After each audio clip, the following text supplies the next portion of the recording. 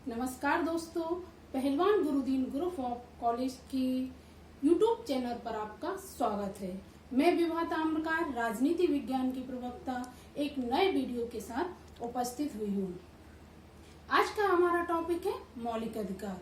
यदि आपने हमारे चैनल को अभी तक सब्सक्राइब ना किया हो तो प्लीज सब्सक्राइब कर दीजिए, लाइक कीजिए और शेयर कर दीजिए। बेल आइकन बटन अवश्य दबाएं ताकि हमारी सभी नोटिफिकेशन आपके पास सबसे पहले पहुंच सकें। आज का टॉपिक हमारा है मौलिक अधिकार। हमने एक चार्ट बनाया है, उस पे सारे अधिकार लिखे हुए हैं, उसके द्वारा हम आपको समझाएंगे। पहले मौलिक अधिकार। मौलिक अधिकारों को मैग्ना कार्टा भी कहा गया है। मौलिक अधिकार अमेरिका से लिए गए हैं। यह संविधान के भाग 3 में उपलब्ध है। यह अनुच्छेद 12 से 35 तक है। पहले मूल संविधान में 7 थे, लेकिन 44वें संशोधन 1978 में संपत्ति के अधिकार को हटा दिया गया और मौलिक अधिकार की सूची से उसको हटा दिया गया और संविधान के अनुच्छेद 301 के अंतर्गत कानूनी अधिकार कर दिया गया। इसके अंदर 6 मौलिक अधिकार आते हैं। मूल संविधान में तो 7 थे, लेकिन संपत्ति के अधिकार को हटा दिया गया है। अब इसमें 6 अधिकार आते हैं। तो पहले इसके लिए समझ लीजिए, जैसे समानता का अधिकार अनुच्छेद 14 से 18 तक। फिर आता है स्वतंत्रता का अधिकार 19 से 22 तक। फिर आता है शोषण के विरुद्ध अधिकार 23 से 24 तक। धार्मिक स्वतंत्रता का अधिकार 25 से 28 तक। शिक्षा व संस्कृति का अधिकार अनुच्छेद 29 से 30 में आता है और संवैधानिक उपचारों का अधिकार 32 में आता है। अब हम एक एक करके बताएंगे कि समानता का अधिकार अनुच्छेद 14 से 18 तक आता है।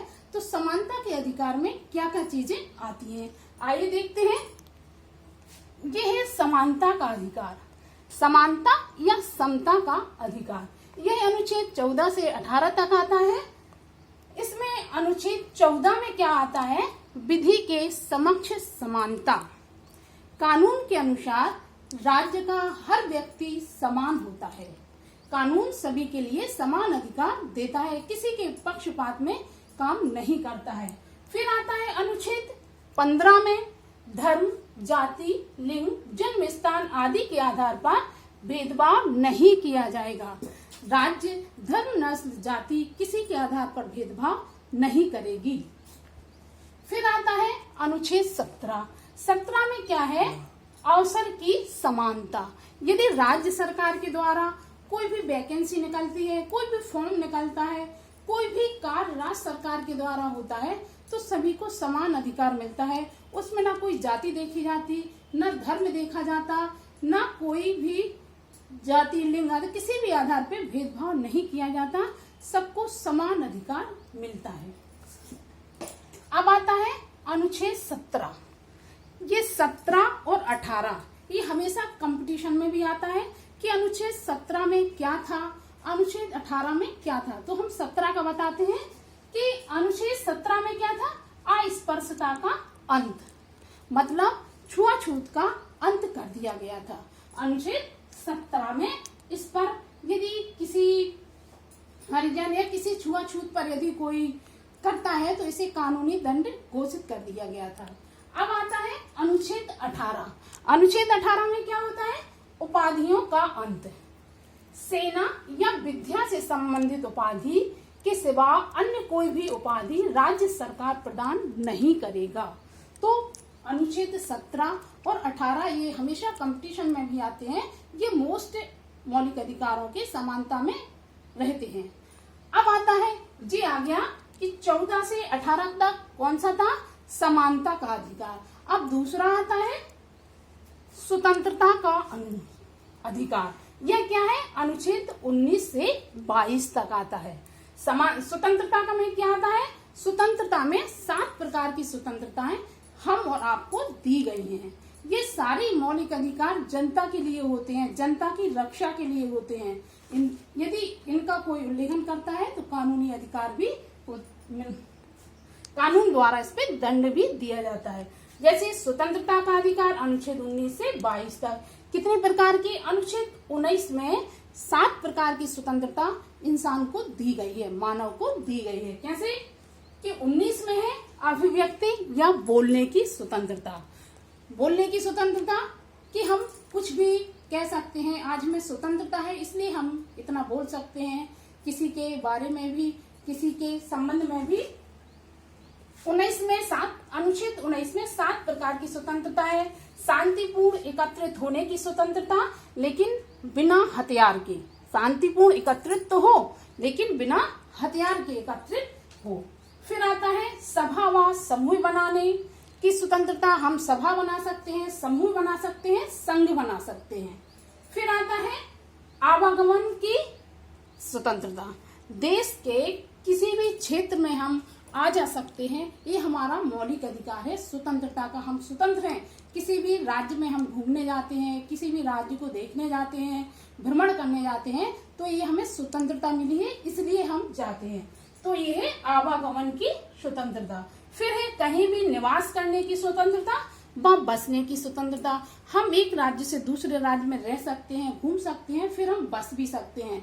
यदि हमें वो चीज अच्छी लगी, कभी कभी सर्विस वाले व्यक्ति रहते हैं तो एक जगह से दूसरी जगह उनका ट्रांसफर हो जाता है तो हम वहीं बस जाते हैं, तो ये हमें स्वतंत्रता है इसलिए हम बसते हैं। तो क्या कहीं भी हम अपना निवास बना सकते हैं, कभी कहीं भी हम बस सकते हैं, हमें स्वतंत्रता है। फिर है व्यापार बदलना। हमारा एक व्यापार अच्छा नहीं चला तो हम दूसरा व्यापार भी कर सकते हैं, ये हमें स्वतंत्रता है। ये हमें नियम नहीं है, राज्य के द्वारा शक्ति नहीं है कि कानून हम एक धंधा कर रहे हैं तो हम वही करेंगे, हमें इस व्यापार में फायदा नहीं है, हम दूसरा व्यापार भी कर सकते हैं। तो क्या है? छठवां, व्यापार बदलने की हमें स्वतंत्रता है। फिर जो संपत्ति को, सातवीं क्या है? संपत्ति को बेचना एवं खरीदने की स्वतंत्रता। फिर आता है, अभी हमने अनुच्छेद 19 में 7 प्रकार की स्वतंत्रता आपको बताई है। स्वतंत्रता के अधिकार में ये 7 प्रकार की स्वतंत्रता है। अब आता है अनुच्छेद 20। 20 क्या कहता है? अपराधों के लिए दोष सिद्ध के संबंध में संरक्षण। 20 में क्या आता है? यदि व्यक्ति कोई अपराध करता है तो उसे दोष सिद्ध करने के लिए संरक्षण मिलना चाहिए। इसके अंतर्गत 3 प्रकार की स्वतंत्रता आती है। किसमें? अनुच्छेद 20 में। वह क्या कहता है? किसी भी व्यक्ति को एक अपराध के लिए सिर्फ एक बार सजा मिलनी चाहिए। यदि हमने कोई अपराध किया है तो उसकी सजा हमें एक बार ही मिलनी चाहिए। ऐसा नहीं है कि हमने एक अपराध किया है और हमें सजा बार बार दी जाए। फिर आता है अपराध करने के समय जो कानून है उसी के तहत सजा मिलनी चाहिए, ना कि पहले बाद के कानून के अनुसार। यदि हमने आज जैसे कोई अपराध किया है तो आज उस अपराध की 1 महीने की सजा है और इससे पहले चाहे 2-4 महीने की सजा हो या इससे बाद की हो, तो जिस अपराध किया है, जिस टाइम जोन सी सजा का नियम था वही सजा उतने दिन की दी जाए, कम और ज्यादा ना की जाए। फिर आता है तीसरा, किसी भी व्यक्ति को स्वयं के विरुद्ध न्यायालय में गवाही देने के लिए बाध्य नहीं किया जाएगा। तो 20 में क्या आता है? अपराधों के लिए दोष सिद्ध करने के लिए संरक्षण सरकार राज्य द्वारा दिया जाता है। फिर आता है 21 में क्या आता है? प्राण एवं दैहिक स्वतंत्रता का संरक्षण। किसी भी व्यक्ति को विधि द्वारा स्थापित प्रक्रिया के अतिरिक्त उसके जीवन और व्यक्तित्व स्वतंत्रता के अधिकार से वंचित नहीं किया जाएगा। प्राण एवं दैहिक स्वतंत्रता ये भी मोस्ट रहती है, हमेशा कंपटीशन में पूछी जाती है कि प्राण एवं दैहिक स्वतंत्रता किस अनुच्छेद के अंतर्गत आती है। अब आता है अनुच्छेद 21 का में क्या है? राज्य 6 से 14 वर्ष की आयु के समस्त बच्चों को निःशुल्क व अनिवार्य शिक्षा देगी। ये 86वां संशोधन हुआ था 2002 में, तो यह प्रावधान रखा गया था, तो इसको 21 का कर दिया कि राज्य के 6 से 14 वर्ष की आयु के लिए बच्चों को निःशुल्क शिक्षा दी जाएगी। अब आता है अनुच्छेद 22, कुछ दशाओं में गिरफ्तार और विरोध का संरक्षण। इसमें भी 3 प्रकार की स्वतंत्रता है। अभी हमने गिरफ्तारी के संबंध में भी 3 प्रकार की स्वतंत्रता पढ़ाई थी कि अपराध और दोष सिद्ध करने के समय इसके में भी 3 प्रकार की सजा स्वतंत्रताएं थी। अब अनुच्छेद 22 में भी कुछ दशाओं में 3 प्रकार की स्वतंत्रता है। क्या है ये? जैसे एक है हिरासत में लेने का कारण बताना होगा। आपने हमें किस चीज के कारण हिरासत में लिया है, इसका आपको कारण बताना होगा। फिर क्या आता है कि 24 घंटे के अंदर उसे दंड अधिकारी के समक्ष पेश किया जाएगा। क्या है कि यदि हमने कोई अपराध किया है, व्यक्ति ने कोई अपराध किया है, तो उसे 24 घंटे के अंदर अंदर उसे पुलिस के सामने पेश होना पड़ेगा। फिर आता है उसे अपने पसंद के वकील में सलाह लेने का अधिकार होगा। जैसे अपने बचाव के लिए व्यक्ति वकील करता है, तो उस मुजरिम को ये अधिकार स्वतंत्रता दी जाती है कि वह अपने बचाव में अच्छा से अच्छा वकील कर सके। अब तीसरा आता है शोषण के विरुद्ध अधिकार। अभी हमने समानता का बताया, फिर हमने स्वतंत्रता का बताया, अब है शोषण के विरुद्ध अधिकार। ये आता है अनुच्छेद 23 से 24 तक। इसमें क्या है 23 अनुच्छेद है मानव के दुर्व्यापार और बलात् श्रम का प्रतिषेध। मतलब इसका ये है कि हम जबरदस्ती किसी से श्रम निषिद्ध नहीं करवा सकते। श्रम जबरदस्ती हम कोई काम उससे नहीं करवा सकते, ये कानून के विरुद्ध है। फिर आता है अनुच्छेद 24 में बालकों के नियोजन का प्रतिषेध।